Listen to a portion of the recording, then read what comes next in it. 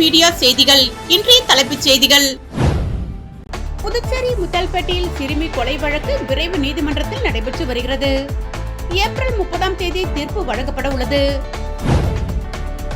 புதுச்சேரியில் கஞ்சா விற்பனையில் ஈடுபட்ட 2 வாலிபர்கள் கைது. 88 கிராம் கஞ்சா மற்றும் ஐபோன் பறிமுதல், சிறையில் அடைப்பு. காரைக்காலில் இந்திய கடலோர காவல்படையின் 50வது ஆண்டை முன்னிட்டு மராத்தான் போட்டி. மாணவ மாணவர்கள் உள்ளிட்ட 500க்கும் மேற்பட்டோர் பங்கேற்பு. பழஞ்சுவடி ஆவணங்கள் கணினி மயமாக்குதல் தொடர்பான பணிகள் மேற்கொள்ளப்பட உள்ளது. கலை பண்பாட்டுத்துறை அறிவிப்பு. காரைக்காலில் இந்திய கடலோர காவல்படையின் 50வது ஆண்டை முன்னிட்டு இந்திய கடலோர காவல்படை சார்பில் மராத்தான் போட்டி நடைபெற்றது. இதில் ஏராளமான மாணவ மாணவர்கள் உள்ளிட்ட 500க்கும் மேற்பட்டோர் பங்கேற்றனர். இந்திய கடலோர காவல்படையின் 50வது ஆண்டை முன்னிட்டு காரைக்கால் மாவட்டத்தில் உள்ள இந்திய கடலோர காவல்படை சார்பில் 3 நிலையாக 21, 10, 5 கிலோமீட்டர் தூரம் என மராத்தான் போட்டி நடைபெற்றது. இந்த போட்டியினை இந்திய கடலோர காவல்படை அதிகாரிகள் கொடியசைத்து துவக்கி வைத்தார். இந்த மராத்தான் போட்டியில் பள்ளி மற்றும் கல்லூரி மாணவர்கள் உட்பட ஆண்கள், பெண்கள் என 500க்கும் மேற்பட்டோர் கலந்து கொண்டனர். முன்னதாக போட்டியில் கலந்து கொண்டவர்களிடையே இந்திய கடலோர காவல்படையின் பணிகள் மற்றும் சாதனைகளை எடுத்துக் கூறினார்கள். புதுச்சேரி காமராஜர் நகர் 45 அடி சாலையில் திடீரென பள்ளம் ஏற்பட்டு போக்குவரத்து பாதித்தது. புதுச்சேரி நகரின் முக்கிய போக்குவரத்து வழித்தடங்களில் ஒன்றாக 45 அடி சாலை உள்ளது. இந்நிலையில் சாலையின் நடுவே திடீரென 5 அடி ஆழத்திற்கு சாலை உள்வாங்கி பெரிய பள்ளம் ஏற்பட்டது. இதை கண்டு வாகன ஓட்டிகள் அதிர்ச்சி அடைந்தனர். பள்ளம் ஏற்பட்ட இடத்தில் விபத்துக்கள் நடக்காமல் இருக்க அப்பகுதி மக்கள் மற்றும் வாகன ஓட்டிகள் அந்த பள்ளத்தில் மரக்கிளைகளை நட்டு தற்காலிகமாக தடுப்புகளை ஏற்படுத்தினர். இதனால் 45 அடி சாலையில் பரபரப்பு நிலவியது. இதே சாலையில் கடந்த சில மாதங்களில் இதுபோன்று பள்ளம் ஏற்படுவது இது 4வது முறையாகும். பாதாள சாக்கடை குழாய்களில் ஏற்படும் கசிவு அல்லது மண்ணின் உறுதித்தன்மை குறைவே இதற்கு பிரதான காரணம் என கூறப்படுகிறது. புதுச்சேரி முத்தல்பேட்டையில் சிறுமி கொலை செய்யப்பட்ட வழக்கில் ஏப்ரல் 30ஆம் தேதி தீர்ப்பளிக்கப்படுகிறது. முத்தல்பேட்டை சோழிநகரை சேர்ந்த 9 வயது சிறுமி கடந்த ஆண்டு மார்ச் 2ஆம் தேதி வீட்டிற்கே விளையாடி கொண்டிருந்தார். திடீரென மாயமான அவர் 2 நாட்களுக்கு பின் அருகே உள்ள வாய்க்காலில் கை கால்கள் கட்டப்பட்ட போர்வையால் சுற்றப்பட்டு சடலமாக மீட்கப்பட்டார். புதுச்சேரி உலுக்கிய இந்த கொடூர சம்பவம் குறித்து முத்தல்பேட்டை போலீசார் விசாரணை நடத்தி அதே பகுதியை சேர்ந்த கருணாஸ் வயது 19, விவேகானந்தன் வயது 59 ஆகியோரை கைது செய்தனர். இவர்கள் சிறுமியை கடத்தி சென்று கஞ்சா போதையில் பாலியல் வன்கொடுமை செய்து கொலை செய்து சாக்கடையில் வீசியது விசாரணையில் தெரிய வந்தது. இதையடுத்து போலீசார் போக்சோ வழக்கில் இருவரையும் கைது செய்தனர். இந்த வழக்கு தொடர்பாக 500 பக்க குற்றப்பத்திரிகை போலீசார் தாக்கல் செய்தனர். இந்நிலையில் சிறையில் அடைக்கப்பட்டிருந்த விவேகானந்தன் கடந்த ஆண்டு செப்டம்பரில் கழிப்பறையில் தூக்கு போட்டு தற்கொலை செய்தார். இந்த வழக்கு போக்சோ விரைவு நீதிமன்றத்தில் நடைபெற்று வருகிறது. விசாரணை முடிவடைந்த நிலையில் வரும் 30ஆம் தேதி இவ்வழக்கில் தீர்ப்பு வழங்கப்பட உள்ளது. புதுச்சேரியில் கஞ்சா விற்பனையில் ஈடுபட்ட 2 வாலிபர்களை போலீசார் கைது செய்து சிறையில் அடைத்தனர். பூமியன்பேட்டை பகுதியில் கஞ்சா விற்பனை செய்து வருவதாக ரெட்டியார்பாளையம் போலீசாருக்கு தகவல் வந்தது. அதன் பேரில் சப் இன்ஸ்பெக்டர் ரவிவர்மன் மற்றும் போலீசார் சம்பவ இடத்திற்கு சென்றனர். பூமியன்பேட்டை பொது கழிப்பிடம் அருகே சந்தேகப்படும்படி நின்று கொண்டிருந்த இருவர் போலீசாரை பார்த்ததும் தப்பியோட முயன்றனர். அவர்களை போலீசார் மடக்கி பிடித்து சோதனை செய்தபோது 10 சிறிய பொட்டலங்களில் கஞ்சா வைத்திருந்தது தெரிய வந்தது. விசாரணையில் அவர்கள் பூமியன்பேட்டை உழந்தை ஏரிப்பாதையை சேர்ந்த வருணா முத்து மகன் வாசு வயது 20 மற்றும் ஜவஹர் நகரை சேர்ந்த சுரேஷ் மகன் சுனில்குமார் வயது 18 என்பது தெரிய வந்தது.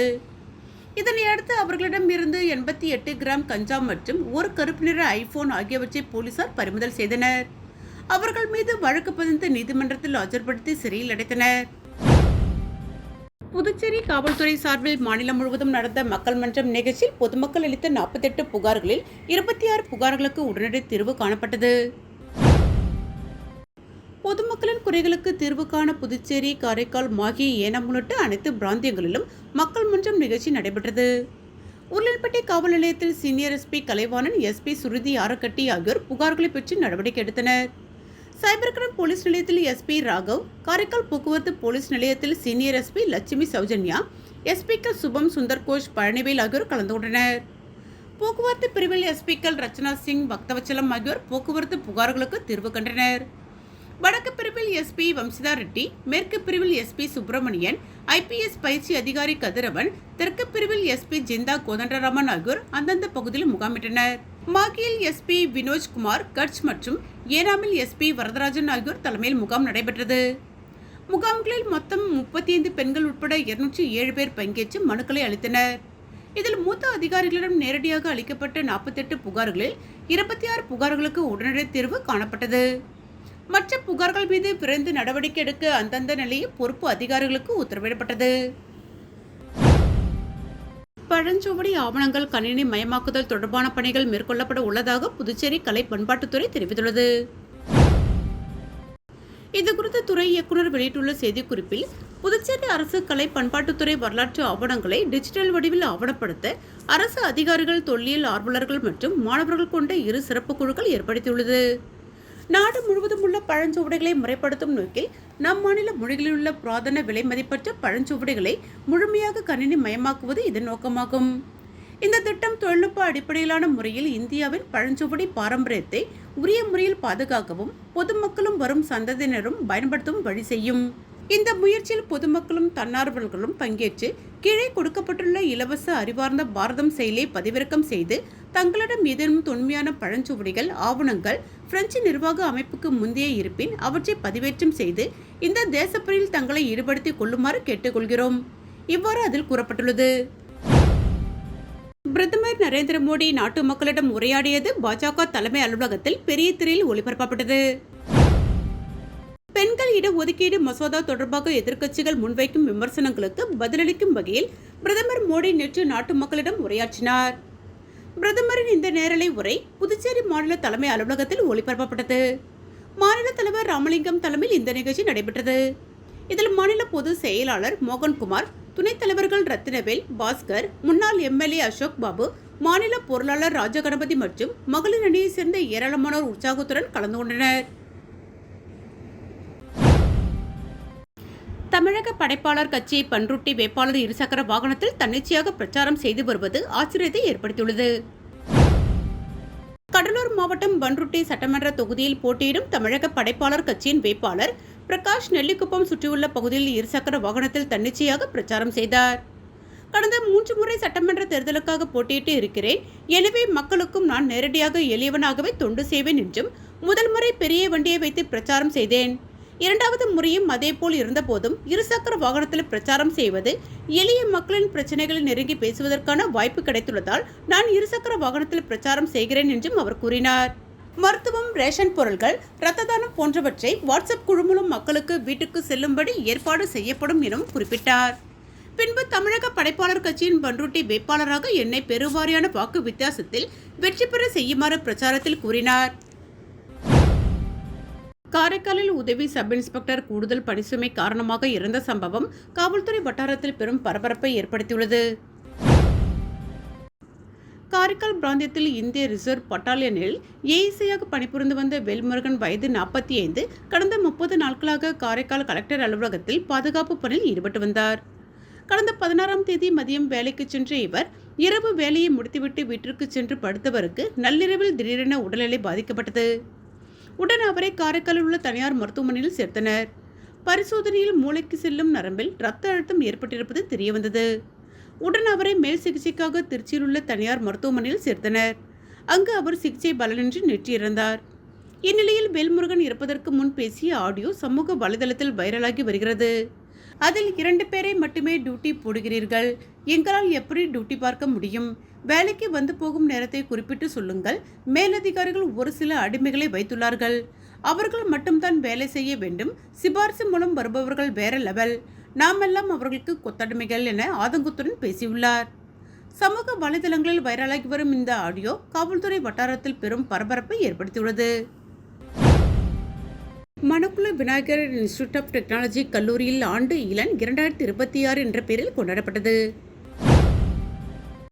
கலித்தத்தான்குப்பம் Manakula Vinayagar institute of technology MIT கல்லூரியில் ஆண்டு கலாச்சாரம் மற்றும் விளையாட்டு விழா இளன் 2026 என்ற பெயரில் கொண்டாடப்பட்டது.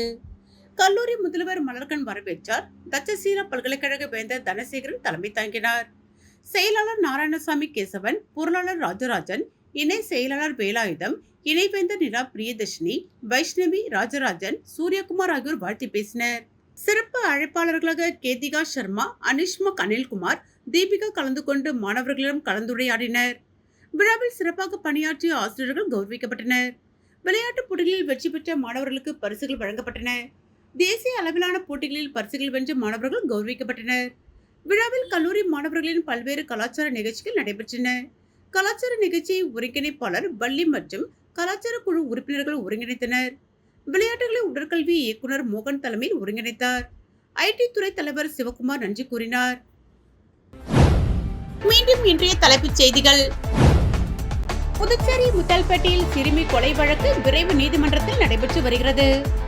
ஏப்ரல் 30ஆம் தேதி தீர்ப்பு வழங்கப்பட உள்ளது. புதுச்சேரியில் கஞ்சா விற்பனையில் ஈடுபட்ட 2 வாலிபர்கள் கைது. 88 கிராம் கஞ்சா மற்றும் ஐபோன் பறிமுதல், சிறையில் அடைப்பு.